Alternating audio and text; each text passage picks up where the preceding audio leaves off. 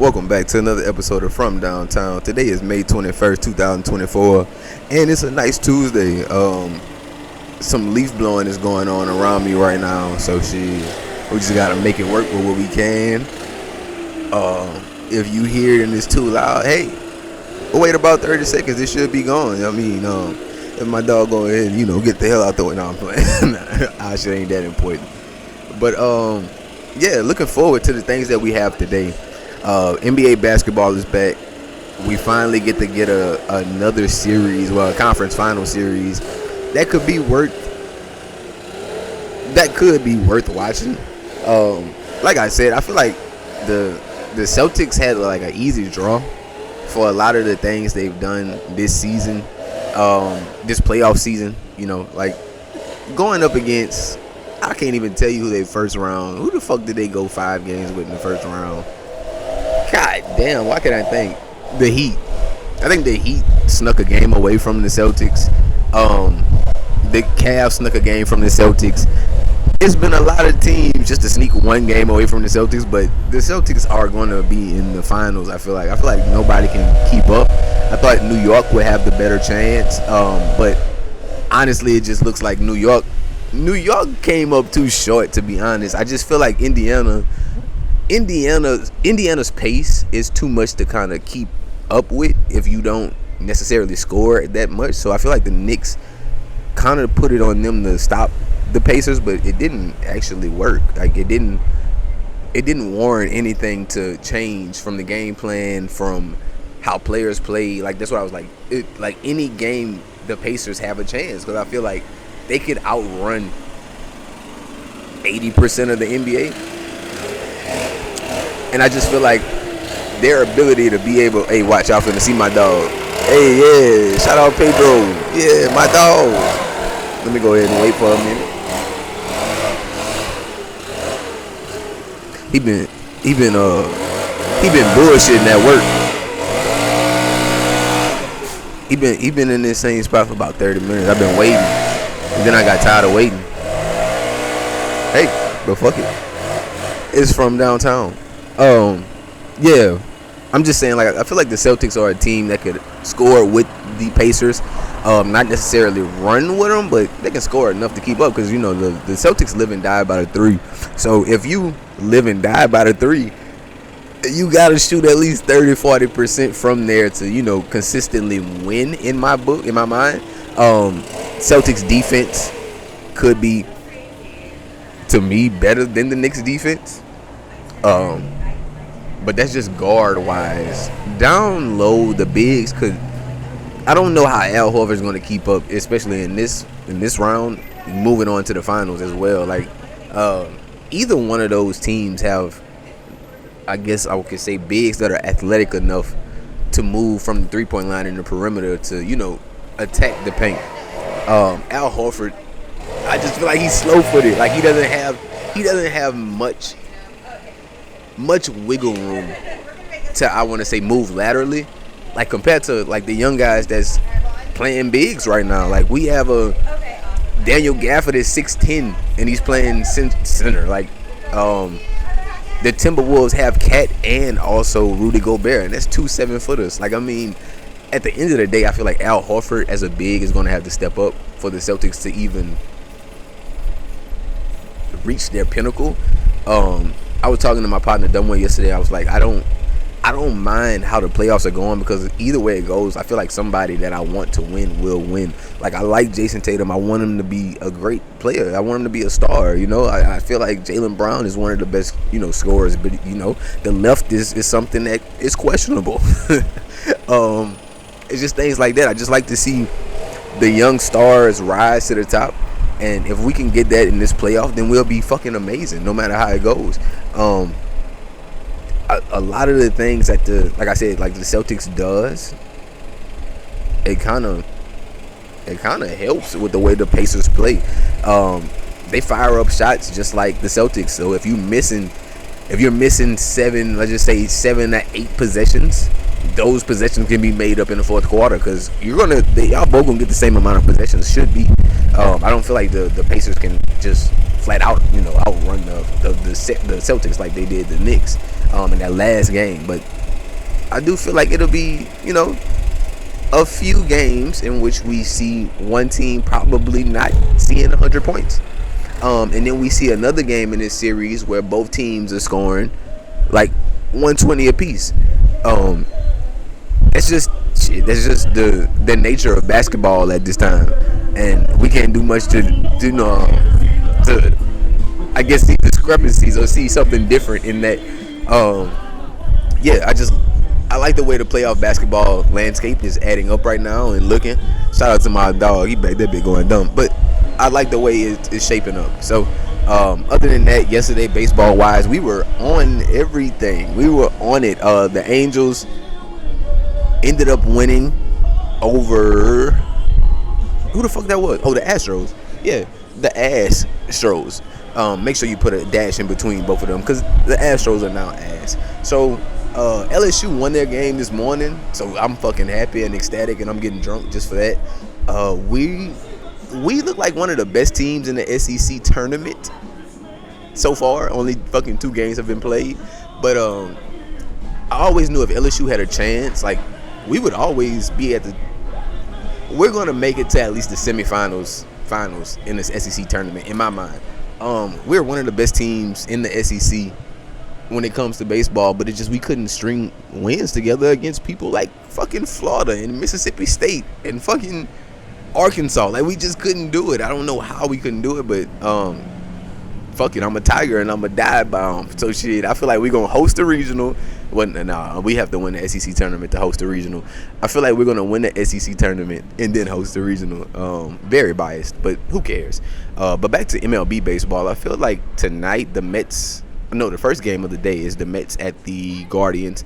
Carlos Carrasco was supposed to be on the mound for the Guardians, but I just looked back. Xavier Curry is now pitching for the Guardians, and we still have Adrian Hauser on the mound. So, I just feel like it's a lot of good baseball that could be played today, and then you can look back at the scoreboard and see like fucking crazy games, like a 10-6 game, or fucking 11-5. I think a lot of these games are going to be high-scoring games. So, looking forward to that. I think the Mets win tonight. Like I said, if they would have pitched Carrasco, I probably would have smashed the under with somebody like Adrian Hauser on the mound, especially for us. But I just think we give up runs. We give up runs in early innings in which I feel like we could be more. I'm not going to say stingy, but we can be more. I don't know the word I'm looking for. We can be more stingy, like legit with runs. We can be stingy with runs. I feel like we leave a lot of players on base, and that's our run total damn near going down. Thinking about the Marlins series, we left I want to say like 4 or 5 on base, and we still beat them that last game like 6-3 or 7-3. So I just know that we have the firepower. We have the offensive firepower to be able to score double-digit runs, but it doesn't correlate most of the times when you have a sad pitcher on the mound going against you. I just feel like they play down to the pitchers that's on the mound, and it's fucked up to say. Like, you're in the MLB, you're a pro player, you're getting paid to fucking be amazing at all times. But baseball is one of the hardest sports we have in like America. You only supposed to be good enough to hit the ball 2 out of 10 times, 3 out of 10 times. You're fucking gonna be a Hall of Famer if you can do that. But it takes a lot. Like I'm saying, it takes a lot from this team to like come together, and the season is early, so I don't really have much more to like gripe about. Like, you're 30 games into the season and you have 160 games, so you have like fucking 120, 130 more games to go anyway. So what I'm saying now necessarily probably won't make sense at the end of the season or by All-Star break. We'll be talking about something totally fucking different. So I feel like tonight the Mets win. I'm going with that, and that's just what I do. That's just what the fuck I am. At 5:41, the Brewers are playing the Miami Marlins. Miami is pitching Trevor Rogers. I don't know who the Brewers are pitching. I don't think they came out with their roster. I mean, their lineup just yet. It should be out. It's fucking 3:30, 3:40. Yeah, it's 4 o'clock. Yeah, this shit should be out. They finna play in an hour. But here, I don't give a fuck who pitches for the Brewers. I think the Brewers win the game. The Marlins give up the most runs in the MLB still till this day. We've been talking about that shit for the last 2 weeks. The Marlins have been abysmal when it comes to pitching, starting pitching, bullpen pitching. I can't say they close the game out, but the closing pitching as well. If you get to a point and you're down fucking a run to the Marlins, I feel like you should win that game. But yeah, I just fucking hate the Marlins. Next game that's really interesting, but it's early. Another 5:40 game. It's the Rangers at the Phillies. The Rangers are pitching the Phillies are pitching Ranger Suarez, and John Gray is on the mound for the Rangers.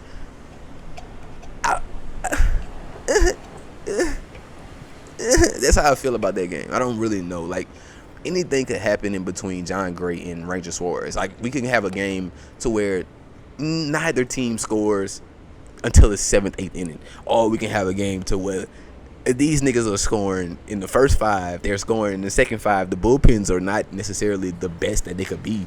But at this point, the only thing I can say is, like, go with the over. Like, if you're on FanDuel or you're on Bet365, the over should be at, like, 7.5 right now. And you should be able to catch that 8-run win. Like, if you don't think that the Rangers could score 3 runs, I wouldn't do it. But I think the Phillies could cover enough for us tonight. But John Gray is just one of the best pitchers I think the MLB has right now. So I'm not going to go against that. I'm going to just say, fuck it. Let's go with the over and the plus 1.5 for the Rangers, to keep the game close. Boy, I thought it was raining. I'm tripping. Fuck. What else can we talk about for today? I'm just looking through. Fuck. That's what it is. The Orioles at 6:46. The Orioles are playing the St. Louis Cardinals. Cardinals have Lance Lynn on the mound. Orioles are pitching Kyle Bradish. Damn, that's crazy. I never knew they used him as an opening pitcher for any series. I didn't give a fuck what happened to Arms. Honestly, can't go against the Orioles. Gunnar Henderson has been like one of the hottest hitters other than like Rafael, Devers. Fuck, who else been a fucking hot hitter? I think somebody's been on like a 16-game hit streak, fucking 8 consecutive games with home runs type shit. Somebody's doing that type of shit out there in the league, I know. But the Orioles are definitely one of those teams that I feel like once they get hitting, once they get hot, it's kind of hard to stop them. And rolling over from the series they just finished, I feel like they'll be able to win again tonight. So I'm going with a win here for the Orioles. Necessarily don't think this sees 10 runs. I think I would be more aloof. Go look that shit up. I would be more aloof to take the under. But it's gonna take a huge second, like first, second, third inning for me to just get off that under. And I would fucking live bet this game anyway, so I don't care. The last game of the night that we're gonna talk about, of course. Yeah, the last game we're going to talk about is the Angels at the Astros. The Astros. Astros are probably the worst team in baseball right now, not counting the Tigers, not counting the A's. Fuck, we can't count the A's and the Tigers. The Astros are probably still the worst team in baseball right now, pitching-wise. And pitching-wise is all that matters to me. So it's like, if you're not able to get outs, how the fuck? It doesn't matter if you... It doesn't fucking matter to me. I feel like if you're not able to get out, it don't matter how many runs you can put up. Your offense can be amazing, but it comes down to starting pitching and bullpen. I feel like trade deadline season, they need to be looking for pitchers. They need to be looking for arms, bullpen arms that could last, fucking 3 innings, 4 innings. But I just feel like they get tired out quick. It's like the Knicks. It's like, fuck, the Astros might have one of the best on the mound tonight with Christian Javier, but it's like, I still can't put them ahead of anybody else because of the bullpen. If Javier only goes 4 or 5 innings, the bullpen is going to give up 10 runs. It don't matter what Javier did in the first 5. Like, it's so spread apart with like the quality in pitching on that team, and it goes from like Jake Arrighetti to old Justin Verlander who can barely put the ball in the zone. Like I'm confused at how the Astros are this ass right now. I just don't get it. But I think tonight the Angels win again. Griffin Cannon is on the mound. A lot of the things that they do, the Angels should be able to hit the ball hard. It doesn't matter. It's the Astros. Like, fuck it. They're gonna be out there with guys I feel like that should still be in college bullpens. Like that's how I feel about the Astros at this point. Going up against people like Mike Trout. Oh shit, Mike Trout's not playing. What the fuck am I talking about? Going up against people like Luis Rengifo, Anthony Rendon. I mean, it's a recipe for disaster for you to give up a lot of runs and a lot of runs early. So after that, there's not much more that I can talk about here. So today was very iffy when it comes to baseball. So we're just gonna keep our eyes on it and keep it going from there. But yeah, that's all we have for today for From Downtown. We'll be back with another smoke break Wednesday tomorrow with Moochie and the lazy if he picks up the phone. But other than that, this is From Downtown, and we will see you guys tomorrow.